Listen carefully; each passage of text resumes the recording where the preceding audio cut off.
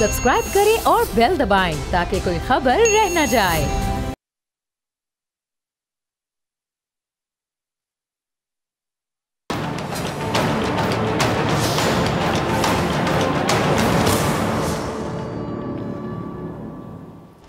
अस्सलाम वालेकुम नाज़रीन, मैं हूं डॉक्टर फ़िज़ा अकबर खान और मैं हूं पाकिस्तान और आप देख रहे हैं पाक भारत टाकरा। अफगानिस्तान में तकरीबन 20 सालों के बाद अमरीकी दौर का खात्मा हो गया और अफगानिस्तान से अमरीकी अफवाज का जो इनखला है वो 31 अगस्त को मुकम्मल हो गया। अफगानिस्तान में दहशतगर्दी के खिलाफ अमरीका की जंग 11 सितंबर 2001 के हमलों के बाद 7 अक्टूबर 2001 को शुरू हुई थी और ये अमरीका की तारीख के सबसे तवील अरसे तक बैरून मुल्क जारी रहने वाली जंग है। अच्छा, अफगानिस्तान में जंग के 20 बरस के दौरान अरबों डॉलर्स खर्च किए गए, जबकि कई ममालिक की अफवाज के हज़ारों एहलकारों ने खिदमात भी अंजाम दी। और अमरीका की जो ब्राउन यूनिवर्सिटी है उसके अदाद-ओ-शुमार के मुताबिक अमरीका ने अफगानिस्तान में पिछले 20 बरसों में जंगी प्रोजेक्ट्स में तकरीबन 2.26 खरब डॉलर्स खर्च किए। अब जंग के नतीजे में सबसे अहम बात 2,41,000 लोगों का बराह रास्त जान से हाथ धो बैठना है, जबकि इन अदाद-ओ-शुमार में जंग के वो नताइज शामिल नहीं है जिसमें अवाम खुराक और पानी की कमी समेत दीगर वजूहात से हलाक हुए हैं। अच्छा, आलमी सतह पर खित्ते में होने वाली इस अहम तब्दीली से अमरीका के बाद भारत दूसरा मुल्क है जो अफगानिस्तान में तब्दीली इक़्तिदार से सबसे ज़्यादा मुतासर हुआ है या कह लें कि परेशान भी है। और भारत के ज़रिए अफगानिस्तान में जो बेपनाह सरमायाकारी खतीर जो रकम है उस पर मुश्तमिल मुकम्मल और गैर मुकम्मल मनसूबों के मुस्तकबिल पर सवालिया निशान खड़े हो गए हैं। भारत ने अफगानिस्तान में जो भी सरमायाकारी की वो पाकिस्तान को नुकसान पहुंचाने के लिए की, सबको पता है। और भारत ने अफगान क़यादत, फ़ौज और इंटेलिजेंस के जहनों को जहर आलूद किया। भारत का अफगानिस्तान में किरदार बहुत मनफी रहा और पाकिस्तान को नुकसान पहुंचाने के लिए NDS ने रॉ की मदद की। दासू, लाहौर और कोयटा के वाक़यात NDS और रॉ के गठजोड़ की वजह से हुए। भारत का तो मेरे ख्याल से ख्वाब ही बस दुनिया का अमन ख़राब करना है और इल्ज़ाम पाकिस्तान पर आयद करना है, जबकि दूसरी जानिब तहरीक आज़ादी कश्मीर के लिए अपनी ज़िंदगी वक्फ करने वाले 92 साला दिलेर जांबाज हुर्रियत पसंद रहनुमा सैयद अली गिलानी इंतकाल कर गए। सैयद अली गिलानी साहब भारतीय फ़ौज के जुल्म के सामने चट्टान की तरह खड़े रहे। उन्होंने अपनी सारी ज़िंदगी कश्मीर की आज़ादी के लिए वक्फ कर दी। जिस बहादुरी और अज़्म के साथ भारतीय मुजालिम बर्बरियत का मुकाबला किया, मैं उन्हें सलाम और खिराज अकीदत पेश करती हूँ आज इस प्रोग्राम में। मेहमानों का तारुफ करवाती हूँ, गुफ्तगू को शुरू करते हैं। हमारे साथ मौजूद है पाकिस्तान से हामिद खान साहब, बहुत शुक्रिया हामिद साहब ज्वाइन करने के लिए। भारत से नीरज शर्मा, इंडियन जर्नलिस्ट, नीरज आपका भी बहुत शुक्रिया वक्त देने के लिए। और कश्मीर से रिफत बानी हमारे साथ मौजूद है। रिफत बहुत शुक्रिया ज्वाइन करने के लिए। रिफत, मैं गुफ्तगू का आगाज़ आपसे करना चाहूँगी। सैयद अली गिलानी साहब जहान फ़ानी से कूच कर गए और मुझे बड़ी हैरानी हुई रिफत के उनकी ज़िंदगी में तो भारत ही उनसे खौफजदा थे, क्योंकि उनका किरदार ही ऐसा था। बड़ी दबंग शख्सियत थे, बड़ा खुलकर बात करते थे, कश्मीरियों के लिए बहुत ज़्यादा जिद्दोजहद थी। लेकिन उनकी विफात के बाद भी उनके जस्ते खाकी से भी भारतीय इतने खौफज़दा थे कि उनके लवाहिकीन को डराते रहे, धमकाते रहे कि 30 मिनट के अंदर अंदर तदफीन कर दो, अगर तदफीन नहीं की तो श्रीनगर से दूर जाके किसी नामालूम मुकाम पर तदफीन कर देंगे। यानी जस्ते खाकी से भी खौफज़दा था भारत। बिल्कुल, इनकी बहादुरी का क्या कहना। मतलब एक 92 साला बीमार बुजुर्ग से भी मतलब ये डरे हुए थे और जब उनकी वफात हुई तो मतलब उनके जस्ते खाकी से ये डरे हुए थे। तो उसके ऊपर इन्होंने कल जो है रेगुलर आर्मी अपनी जो है इम्पोज की है कश्मीर के अंदर, मतलब CRPF और पुलिस को छोड़ के। तो आप देखिए कि मतलब उस इंसान की जो कि सिर्फ अपनी सोच का इजहार करता था, जिसने पूरी जिंदगी में कभी एक कंकर भी उठा के मतलब किसी को नहीं मारा, एक पॉलिटिकल अपनी एक जदोजहद वो कर रहे थे, तो उसके उस शख्स से इनको कितना डर था। इनको लगता होगा गिलानी साहब जो है वो मर गए हैं, लेकिन ये बहुत ही गलत ख्याल में है। गिलानी साहब मरे नहीं है, वो जिंदा हैं। इंसान का जिस्म मर जाता है, इंसान की रूह, इंसान के नजरियात हमेशा जिंदा रहते हैं। गिलानी साहब का नज़रिया जो है वो हमेशा ता क़यामत जो है वो ज़िंदा रहेगा। उनके फॉलोअर्स जो है वो हमेशा उनके दिलों में वो ज़िंदा रहेगा, उनके चाहने वालों के दिलों में वो ज़िंदा रहेगा। वो मरे नहीं हैं। लेकिन कल एक मतलब इंडियन जो डेमोक्रेसी है और इंडिया का वो जो राग हमेशा अलापते हैं कि अटूट अंग का और कि हम बहुत बड़ी जमहूरियत हैं दुनिया की, वो इतनी बुरी तरीके से बेनकाब हुआ है जिसकी कोई हद नहीं है। इंडिया की पूरी जुडिशरी, इंडिया का पूरा लॉ जो है कल जस्टिफाई नहीं कर सकता। इन्होंने एक बीवी से, जिसने एक इंसान के साथ अपनी पूरी जिंदगी गुजारी, उसके साथ आखिरी लम्हात अपने शोहर के साथ गुजारने के लिए वो हक उससे छीना। उन बच्चों का जिनके वो बाप थे, को अपने आखिरी जो है ना वक्त में अपने बाप के साथ बैठने का मौका नहीं दिया। उन जो पोते पोतियां थे उनके, जिनके सर पे उन्होंने शफकत का हाथ रखा, उनसे मोहब्बत की सारी जिंदगी, उनको जो आखिरी वक्त में उनके जो है ना मोहब्बत से महरूम रखा। इंडिया का पूरा जुडिशियल सिस्टम जो है ना इस को मतलब जस्टिफाई नहीं कर सकता कि जो कल इन्होंने मतलब बर्बरियत दिखाई है। ये मतलब पहले 4 साल से ये मतलब मैंने आपके शो में भी पहले भी कई मरतबा कहा है कि ये अब लाशें जो हैं वो ले जाते हैं जो हमारे रेबल्स होते हैं, जो हमारे मुजाहिदीन होते हैं उनकी। तो लेकिन अभी ये हो गया है कि अब मतलब इन्होंने पॉलिटिकल लीडर्स की भी मतलब लाशें देना हम लोगों को मतलब वो कर दी है, बंद कर दी है। उनकी भी लाशें ले जाते हैं ताकि हम लोग जो है मतलब उनको इज्जत और एहतराम और तकरीम से मतलब दफनाए ना, ताकि मतलब जो उनके चाहने वाले हैं वो उनको देखें ना। मतलब इससे क्या डर है? एक मरे हुए इंसान से आपको क्या डर है? कल हिंदुस्तान जो है दोबारा से कश्मीरियों के दिलों में थोड़ी सी जगह बना लेता अगर वो तमाम लोगों को जो है मतलब नमाज जनाजा पढ़ने के लिए मतलब वहां पे आने देता, और वहां पे लोगों से मतलब कहा जाता, ये कह देते कि मतलब आप लोगों ने पीसफुल रहना है। तो आप मुझे बताइए कौन हैवान है कि जो मतलब जनाजे के ऊपर जाके मतलब कोई शरारत करेगा या कुछ इस तरह से करेगा। इनके कुंभ के मेले मतलब वो चलते रहे, मतलब बाकी फेस्टिवल इनके चलते रहे रिलीजियस, लेकिन मतलब हम लोग अपने जनाजे भी मतलब ना पढ़ें, ठीक है? उसमें कोरोना नहीं है, लेकिन मतलब जब हमारा कोई शहीद हो जाएगा, हमारा कोई फोत हो जाएगा, तो मतलब उसके लिए मतलब कोरोना आ जाता है। तो मेरे लिए जो है गिलानी साहब शहीद हैं क्योंकि वो कस्टडी में थे, वो नजरबंद थे, और जो कस्टोडियल मतलब डेथ होती है वो भी शहादत में ही आती है। उन्हें हिंदुस्तान ने मारा है, वो शहीद हैं। शहीद की तरह जो है उनको वो ताज़ीम मिलनी चाहिए थी, जिसका हक हमसे जो है हिंदुस्तान की गवर्नमेंट ने और हिंदुस्तान के जो फोर्सेस हैं उन्होंने छीना है। ठीक है जी, ठीक है। नीरज, मैं आपकी तरफ आना चाहूँगी, फिर हामिद साहब आपकी तरफ आते हो। नीरज, आप लोग इतने खौफजदा थे उनके जस्ते खाकी से भी कि भारत के जो आपकी जो भारत की सेना है, आपकी भारत की जो सरकार है, ख़ासतौर पे आपकी जो गवर्नमेंट है, इस तरह की धमकियाँ जाती रही उनके लवाहिकीन को कि जल्द अज जल्द तदफीन कर दें, न जाने क्या ऐसा हो जाएगा। क्यों खौफजदा थे भारतीय? लाश से डर रहे थे आप लोग? शुक्रिया, सबसे पहले आपका शुक्रिया और आपके लोगों का शुक्रिया कि उन्होंने हमें यहाँ पर बुलाया। मैं अभी रिफत को बहुत गौर से सुन रहा था, और रिफत ने जो कुछ भी कहा वो अक्षरशः झूठ है, और झूठ की बुनियाद पर कोई भी महल तैयार नहीं है। उन्होंने गिलानी के बारे में जो कुछ कहा कि गिलानी शहीद थे, देशभक्त थे, रिफत इस बात का जवाब है कि गिलानी किस देश के देशभक्त थे, गिलानी किस देश के थे। वो इंडियन थे, पाकिस्तानी थे, क्लियर कर दें आज। और अगर इंडियन थे और हिंदुस्तान में ही रहते थे तो फिर उन पर देशद्रोह के जैसे आरोप क्यों लगे? आप उनको इंडियन बोल भी कैसे सकते हैं? ये तो 22 करोड़ मुसलमानों को भी पाकिस्तानी ही कहते हैं और उनको भी कहते हैं। आप प्लीज मुझे बोलने दीजिए, बीच में मत बोलिए, मैं बहुत गौर से सुन रहा था। रही बात अगर वो सरकार उनसे घबराती थी, डरती थी, तो भाई 92 साल की उम्र कोई छोटी उम्र नहीं होती। 92 ईयर्स ओल्ड थे। सरकार को अगर उनसे परेशानी थी, उनसे दिक्कत होती, तो उनको 40 साल में मार दिया जाता, 50 साल में मार दिया जाता, 90 साल तक जिंदा नहीं रखा जाता। तो रिफत जी प्लीज आप को दुरुस्त कर लीजिए, समझ लीजिए जो बुरा है उन्होंने भी। अगर आप नीरज शर्मा जी, मैं आपको बुरहान वानी को हामिद कुछ कहना चाह रहे हैं। देखें, आप एक ऐसे हुर्रियत लीडर को जिन्होंने अपनी जिंदगी दे दी, और आप आज उनको पाकिस्तानी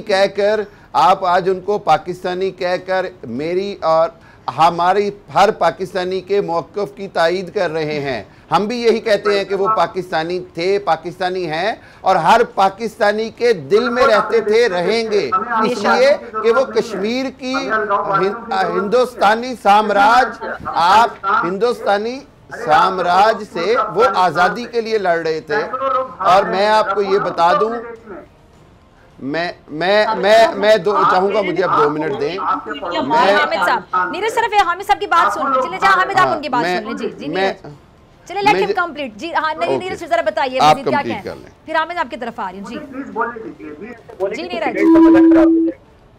अगर वो जी नीरज अपनी बात कंप्लीट कीजिएगा, हामिद साहब आप खामोश हैं। सुन लीजिए फिजा जी, सुन लीजिए, अगर वो हर कश्मीरी पाकिस्तानी है। मुसलमानों को बुलाइए, अफगानिस्तान से लाखों मुसलमान भाग रहे हैं छोड़ करके, जहाज वाली तस्वीर देखी या नहीं देखी, बुला लीजिए पाकिस्तान में, फिर डूरेंट लाइन पर फेंसिंग की जरूरत आपको क्यों पड़ रही है? हर पाकिस्तानी, हर कश्मीरी जो है वो पाकिस्तानी है और हर पाकिस्तानी के दिल में कश्मीर बसता है।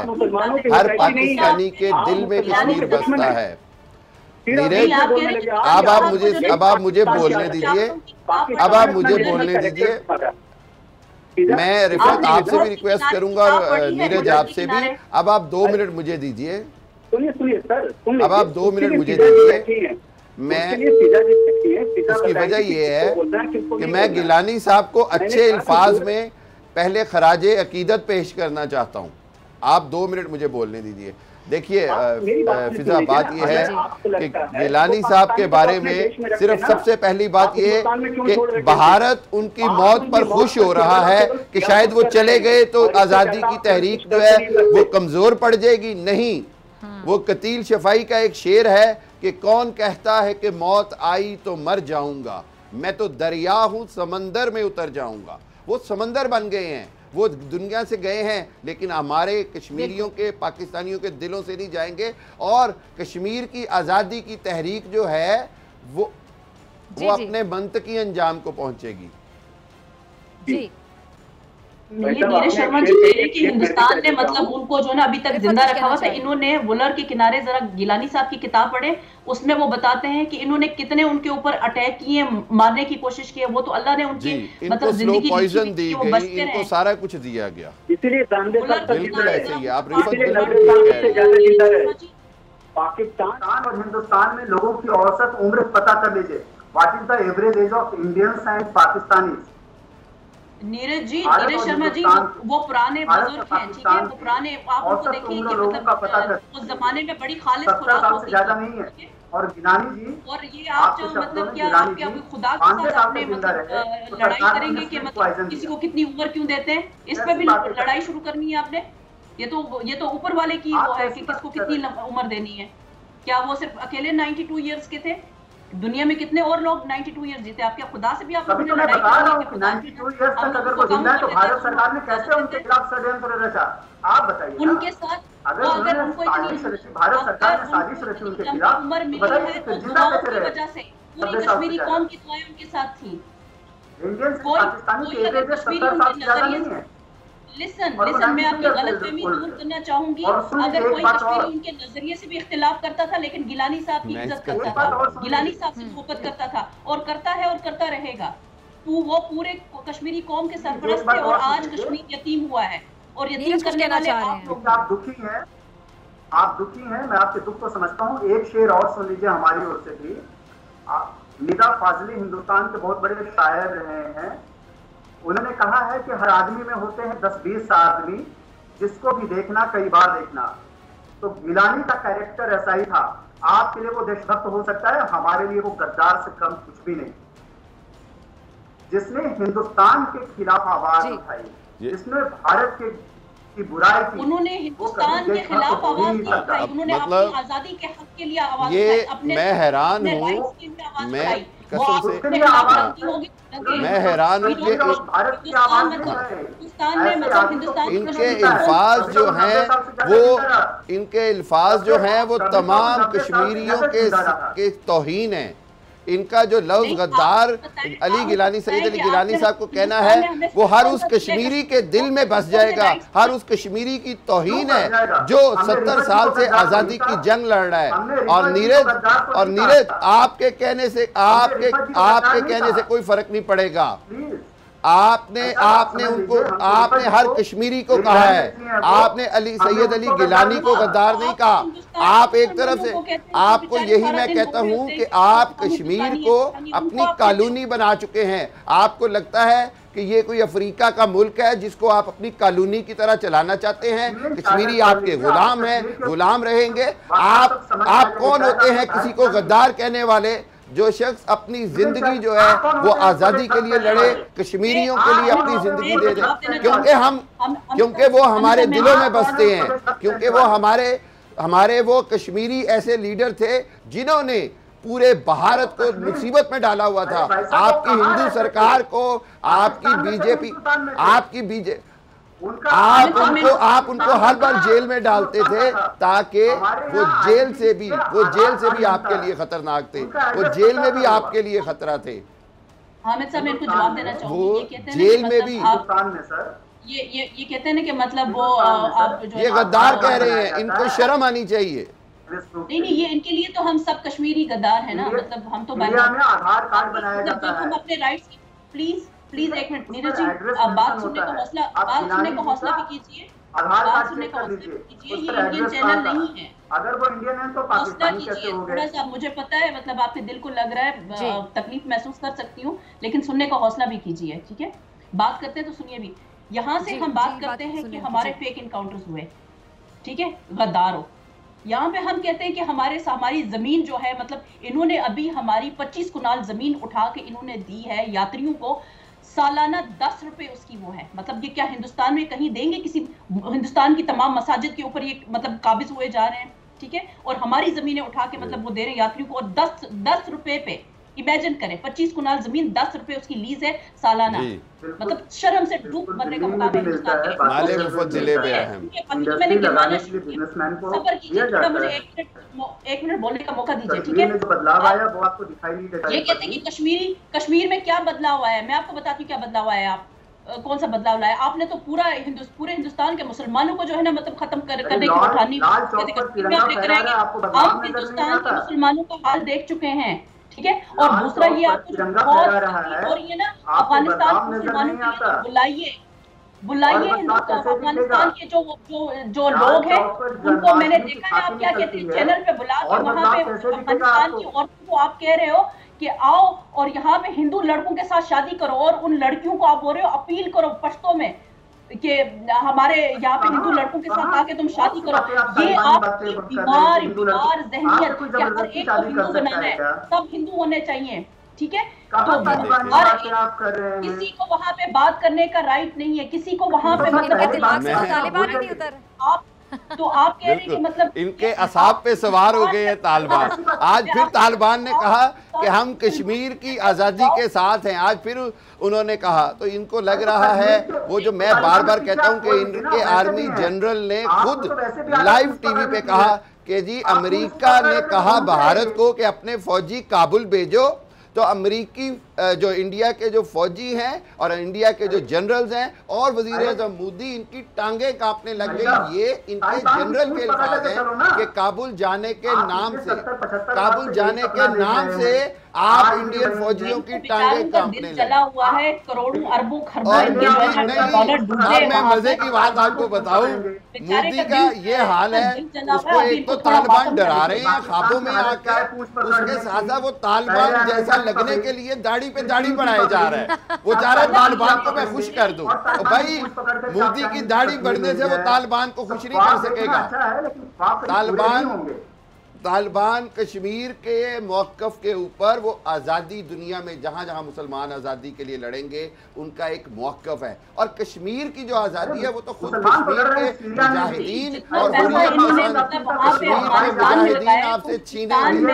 ये बात आप याद रखें। और मोदी जो है वो जो भी करते, मैं तो हंसता हूँ उसके हुलिये पे, मोदी अब हंसता हूँ मैं। फिजा दाढ़ी बढ़ाई जा रहा है, बाल बढ़ाए जा रहा है कि मैं तालिबान को खुश कर लूं।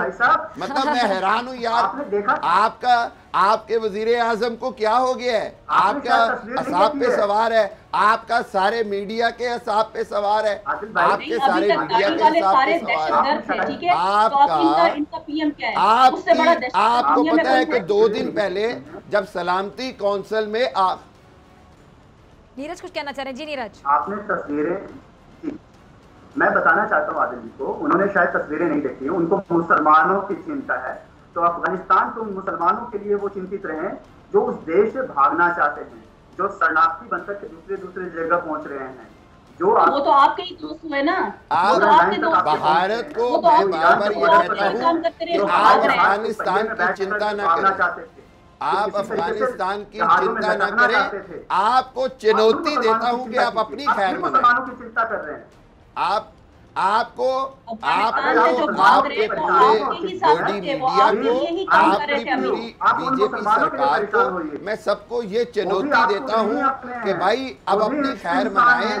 आपने इंडिया में रहने वाले मुसलमानों पे जो जुल्म किए हैं, 22 करोड़ मुसलमानों पे जो जुल्म किए हैं, आपको इंशाअल्लाह सबका हिसाब देना पड़ेगा। अब खाली कश्मीरी मुसलमानों का नहीं, आपको इनके साथ मसला अभी ये है कि ये अफगानिस्तान का नाम ले लेकर कश्मीर के अंदर फॉल्स फ्लैग ऑपरेशन की तैयारी कर रहे हैं। इनको वो मौका नहीं मिला अभी तक। जलाया है। ये बार-बार इनका हर चैनल दिखा रहा है कि कश्मीर के अंदर जो है ना अफगानिस्तान की दहशतगर्द आगे, और अफगानिस्तान के जो तालिबान है उन्होंने कहा कि मतलब हमारा कोई इरादा नहीं है, हम किसी दूसरे मुल्क की सरहद में नहीं जाएंगे। लेकिन ये इनका मीडिया बार बार कह रहा है कि वो तालिबान इधर आके तालिबान, ताकि कश्मीर के अंदर इनको फॉल्स फ्लैग ऑपरेशन करने का मौका मिले और मोदी को जो है ना यूपी में इलेक्शन जीतेगा, उसी जगह पे जीतेगा। कश्मीर इनका वोट बैंक है, कश्मीर की जो गिरती लाशें हैं वो इनके वोट हैं, वो इनके वोटर हैं, ठीक है। तो हमें मत सिखाइए आप, हम आपकी जो साजिश में बहुत अच्छी तरीके से वाकिफ हो चुके हैं। ये जो टेक्निक्स आप चलते हैं ये मोदी की गेम है, उसको हमेशा लहू चाहिए होता है, पावर कहूंगा कि इनके असाब पे सवार है तालिबान, बस हेलीकॉप्टर से लटका दिया जाता है और आप चूं तक नहीं करते। आप क्यों नहीं बोलते उस मुसलमान व्यक्ति के बारे में? आप वो भी मरने वाला जो मुसलमान है। आपके किस मुसलमान के बारे में हम इंडिया जो मतलब आप जहां मतलब आपको हिंदुस्तान में रोजाना लिंचिंग करके जो है ना वो मारते। कल आपने एक ट्रक के जमहूरियत के नाम पर फाशिस्ट हुकूमत है और आप बातें करते हैं जमहूरियत की और बातें करते हैं अफगानिस्तान की। आप अपने मुल्क को देखें, आप अफगानिस्तान की फिक्र ना करें, अफगानिस्तान को तालिबान संभाल लेंगे। आप अपनी फिक्र करें, आप अपनी खैर मनाएं और अपने आरएसएस के गुंडों को आप लगाम दें। मैं ये लफ्ज इस्तेमाल कर रहा हूँ, आप अपने आरएसएस के गुंडों को। अरे आपके कहने से आरएसएस गुंडा नहीं हो जाएगा ना। आपने तो कश्मीर के हर बंदे बच्चे कश्मीर के बच्चे को आप जो है ना अफगानिस्तान का दुख है ना, ये दुख है ना इनके लिए जो वहाँ पे तालिबान को फतह नसीब हुई, इनकी सरमायाकारी, इनकी साजिश। 400 प्रोजेक्ट थे, बिल्कुल 300 अरब डॉलर थे, इनको सारा मिट्टी में और फिर किक मार के आउट किया गया, सब डूब गए। जी आप एक जर्नलिस्ट हैं, आपके कुछ फराइज हैं, थोड़ा तो ख्याल कीजिए, अपनी उस फर्ज को ही आप सामने लेकर आइए, कुछ तो शर्म कीजिए। जो कल के ट्रक के साथ आपने एक मुसलमान को मार दिया, ये मैं साथ साथ ट्विटर देख रही थी। आप देखिए सैयद अली गिलानी साहब से लोग इतनी मोहब्बत करते हैं, दुनिया भर से लोगों ने ट्वीट्स की हुई हैं और इस हद तक मोहब्बत करते हैं लोग इनसे, भारतीयों को ये बात भी हजम नहीं हो रही क्योंकि एक बहुत बड़ा किरदार। दुनिया में शायद कोई आदमी मिले जो अली गिलानी साहब के कैरेक्टर का मोतरिफ ना हो। बिल्कुल ऐसा ही। Political peaceful struggle, political peaceful struggle for the freedom. मतलब अभी देखिए ये उनका किरदार था, कश्मीर के इतने बहादुर सपूत थे कि उनके जस्ते खाकी से ये लोग खौफजदा थे कि जल्द से जल्द दफना दिया जाए, कि बहुत बड़ी तादाद में लोग इकट्ठे हो जाएं। और आईजी जो है वो विजय कुमार, वो इस तरह एस्कॉर्ट कर रहा है जैसे कोई बहुत बड़े दुश्मन को फतह कर दिया। एक जनाजे को ऐसे लेकर जाते हैं फौजी और पुलिस और सारे इंटरनेट बंद कर दो, सब कुछ बंद। अच्छा एक बात है नीरज, मुझे एक बात बताएं नीरज, एक मिनट मैं नीरज से एक सवाल पूछना चाहूंगी, 1 मिनट। रिफत आप भी मुझे वक्त दीजिएगा, हामिद आप भी। नीरज आप बुरहान वानी हैं, कितने नाम में लेती चलो, रियाज नाइकू हैं, ठीक है, और ये हाँ मतलब 92 साल की उम्र में ये सैयद अली गिलानी से जहाने फानी से कूच कर गए। मतलब इनकी इतनी बड़ी स्ट्रगल, इतना बड़ा किरदार, इतने बहादुर सपूत थे। आप इधर ट्विटर खोल के देखें, सोशल मीडिया पे देखें, लोग उनकी कितनी इज्जत करते हैं, कितनी इज्जत कमा कर गए हैं वो दुनिया से। और आप मुझे बताएं कि आप लोगों को अपनी जिल्लत का अभी तक एहसास नहीं हो पा रहा कि आप लोग काबिज हैं कश्मीरियों पर बकायदा कश्मीरी पाकिस्तानी परचम में लपेट कर अपने जो लोग यहाँ से चले जाते हैं, दुनिया से चले जाते हैं, उनको उनके लवाहिकीन पाकिस्तानी परचम में लपेट कर दफनाते हैं। ये उनकी पाकिस्तान से मोहब्बत है। हर कश्मीरी कहते हैं मैं पाकिस्तानी हूँ, या कोई भी हो, आप तो जबरदस्ती काबिज हैं और फिर कहते हैं जबरदस्ती क्या आप लोगों की। एक सेकंड सर, अरे कश्मीरियों से पूछे ना, नफरत करते हैं कश्मीरी आपसे। नीरज कौन सा कश्मीरी कहते हैं वो भारतीय है, सब कश्मीरी कहते हैं पाकिस्तानी है। फारूक अब्दुल्ला की बात कर रहे हैं ना, ये फारूक अब्दुल्ला की बात कर रहे हैं कि अगर इतनी मोहब्बत है कश्मीरियों को आपसे तो आप लोगों ने अपनी भारतीय जो सेना है लाखों की तादाद में क्यों मत छोड़ी हुई है? अगर आपसे मोहब्बत करते हैं कश्मीरी तो आप लोगों ने अपनी फौज असले समेत पैलेट गन समेत वहां क्यों छोड़ी हुई है? नहीं जी प्लीज मुझे आप पूछिए कितने सुरक्षित है वो। वही फारूक अब्दुल्ला जो कहता है कि मैं सबसे बड़ा हिंदुस्तानी जो कश्मीर में शहीद होता है उसको पाकिस्तानी परचम में लपेटा जाता है तदफीन के वक्त। जोर जबरदस्ती से शादी अभी भी आप लोगों को सबूत चाहिए कि कश्मीरियों के दिल किनके साथ धड़कते हैं? क्या जोर जबरदस्ती हुई है? ये हिंदुस्तान है, सैकड़ों परचम जनाजों में होते हैं पाकिस्तान के, जब कोई जनाजा जाता है ये उसी परचम से डरते हैं। बिल्कुल, ये जनाजों से डरते हैं, ये उस पाकिस्तानी परचम से डरते हैं जो हर कश्मीरी अपने घर पे लगाता है, अपने जनाजों पर साथ लेके जाता है। ये इनको लगता है कि कश्मीरी अभी खामोश बैठे हुए, ये खामोश समंदर है, पूंछ पकड़ने की भी जरूरत नहीं है। आप देखें, मैं हैरान होता हूँ, ये कभी हमारा PIA का जो बैलून आता है उससे डर जाते हैं, कभी कबूतर से डर जाते हैं, और तो और इनको कोई हवा में पत्थर भी चला जाए तो ये उससे डरने लग जाते हैं। बेसिकली पाकिस्तान के हवास पे हर वक्त सवार रहता है। और अब सोने पे सुहागा हो गया कि पाकिस्तान के साथ साथ तालिबान भी इनके हिसाब पे सवार हो गए। वो तो बिल्कुल मतलब है। मुझे तो मैं तो बार बार कहता हूँ, मुझे इंडियन मीडिया और इंडियन गवर्नमेंट दोनों पे रहम आता है। I feel pity for you, I feel pity for you. अरे भाई, हमने तो आपको मजा चखाया, हमने तो अभिनंदन को नीचे उतारा, हमने तो आपकी आवाज, आपको दुम दबा के भागने पे मजबूर किया, हमने तो आपके साथ बड़ा कुछ किया, आप भूल जाते हैं। हमने फिर भी चाय पिला दी और आप भूल जाते हैं। हमारा बड़ा ज़र्फ था, लेकिन ज़र्फ जो है ना, वो कहते हैं कि कम ज़र्फ आदमी के साथ नहीं करना चाहिए। आइंदा नहीं पिलाएंगे चाय, ये आपको बता दूं नीरज में, आइंदा हम चाय नहीं पिलाएंगे, आइंदा ज्यादा जूते मारेंगे, आइंदा आपने आना नहीं है इधर। अब हमने जो ज़र्फ दिखाना था वो हमारा आला ज़र्फ था, ये मैं आपको बता दूं। आपके यहाँ ये हाल है, आपके यहाँ ये हाल है, आप बात सुने, आपके यहाँ ये हाल है कि आप पाकिस्तान के नाम पर अपने 22 करोड़ मुसलमानों को गाली देते हैं, उनको कहते हैं चले जाओ पाकिस्तान। आपको इंतहाई शर्म आनी चाहिए। आपका सारा RSS जो है, आपका आदित्य योगी हो, आपका अमित शाह हो, आपका भी बहुत पॉपुलर है। आपने जी नीरज कुछ कहना चाह रहे हैं? नीरज जी, मैं कह रहा हूँ कि आपने क्या नसीरुद्दीन शाह का बयान सुना? वो भी इस देश के मुसलमान हैं। नसीरुद्दीन शाह ने आज आपके मुंह पर तमाचा मारा है, और केवल आपके मुंह पर नहीं, उन तालिबानियों के मुंह पर भी तमाचा मारा है। और नसीरुद्दीन शाह का वो बयान सुना कि उसको शर्म आई कि वो इंडिया में मोदी के दौर में रह रहा है। 2 साल पहले का नसीरुद्दीन शाह का बयान याद है आपको, जब उसने कहा कि मुझे, अरे मैं तो हैरान होता हूँ, यकीन करें नीरज, आपको ऐसे लगता है जैसे आप तालिबान से तमाचा भी खाएं। आपको तालिबान जो हैं वो सबक भी सिखा रहे हैं। आपके सारे इंडियंस को उन्होंने किक आउट किया, अब इंडिया की जान पे बनाई, बस इंडिया की जान पे बनाई है। आप इस तरह समझे कि आने वाला वक्त आपके लिए अच्छा नहीं है। आपके किसी हमसाये से अच्छे ताल्लुकात नहीं, चाइना हो, रशिया हो, नेपाल हो, बांग्लादेश हो, श्रीलंका हो, किससे आपके ताल्लुकात है? हर एक से तो आप जंग कर रहे हैं, हर एक को तो आप तड़ियां लगा रहे हैं। आपकी अपनी शामत आई हुई है।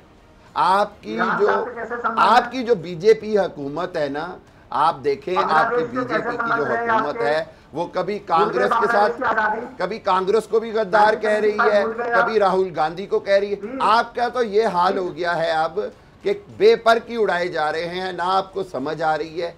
आप मोदी से जान छुड़ा लें, आप यकीन करें, ये मेरा मशवरा माने, आप RSS और मोदी से जान छुड़ा लें तो शायद कोई इंडिया की इज्जत बच जाए। हम मुकम्मल हैं और ईश्वर करेंगे तो मुकम्मल ही रहेंगे। हमें जिधर भक्ति अरे मैं तो आपको साजिश, मैं तो ये हैरान हूँ आप किस तरह के मुकम्मल हैं, आप यकीन करें। अरे आप जिनकी बात करते हैं ना, आप उसी 1971 के ख्वाबों में जिंदा रहते हैं। मैं बार बार कहता हूं ये 2021 का पाकिस्तान है। आपने इतने आपको हमने जूते मारे हैं, और ये अफगानिस्तान में हमारी फतह ये 1971 का बदला है, ये मैं आपको बता दूं।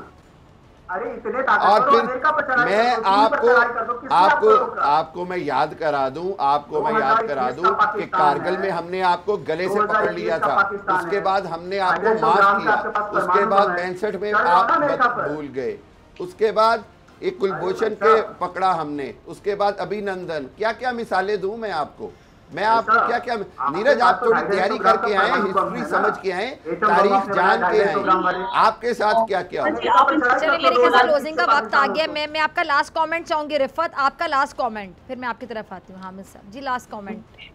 मैं इतना ही कहना चाहूंगी, नीरज जो इतना वो बोल रहे हैं ना कि मतलब अपनी डेमोक्रेसी और इस चीज़ का वो कर रहे हैं, तो वो सारा वो कल रात को दुनिया ने देख लिया कि मतलब इनकी डेमोक्रेसी क्या है और इनका मतलब इनका कानून क्या है, और मतलब हमारे लिए इनके पास मतलब कौन से राइट्स हैं, वो पूरी दुनिया देख चुकी है। और दूसरी बात ये कि जहाँ पर हिंदुस्तान का अपना जो मुसलमान है वो आज अपना फ्यूचर सेफ नहीं देखता, वो मतलब अपने बच्चों का फ्यूचर जो है वहाँ पे सिक्योर नहीं देखता है, तो मतलब हम लोग कैसे अपना फ्यूचर जो है वो हिंदुस्तान के साथ सिक्योर देख सकते हैं।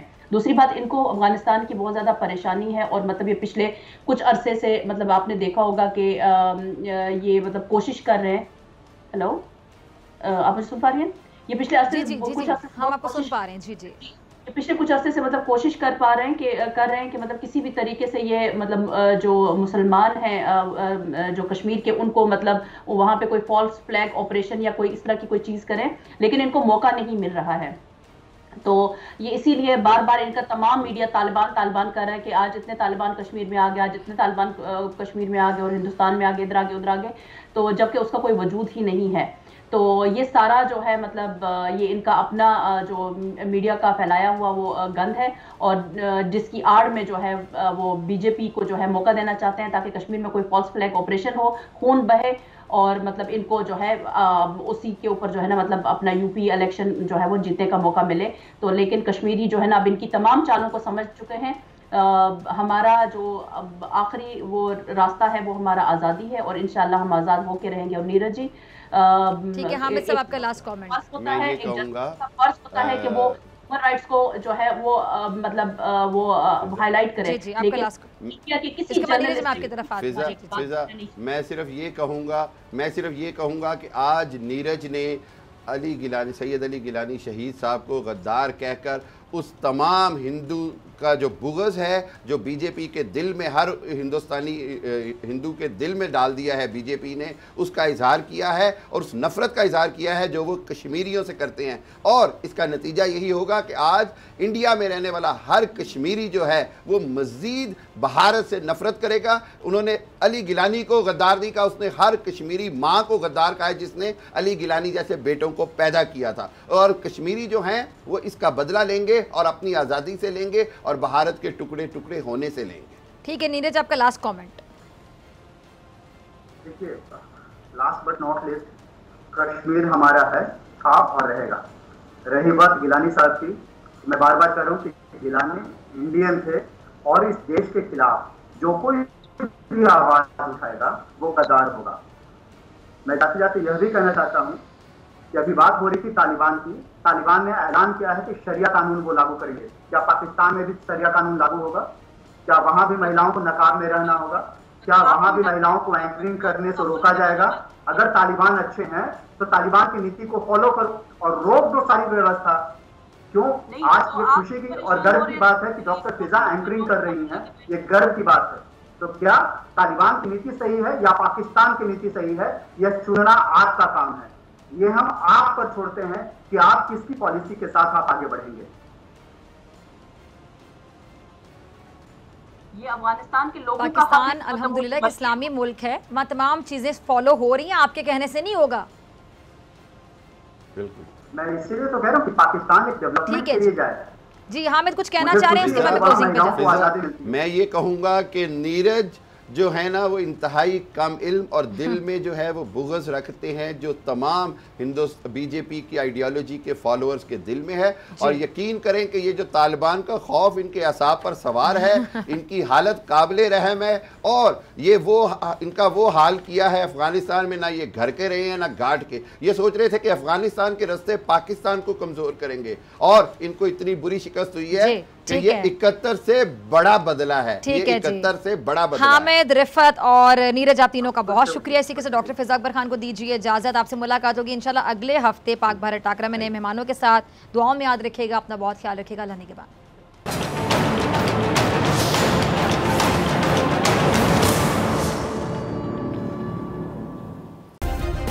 सब्सक्राइब करें और बेल दबाएं ताकि कोई खबर रह न जाए।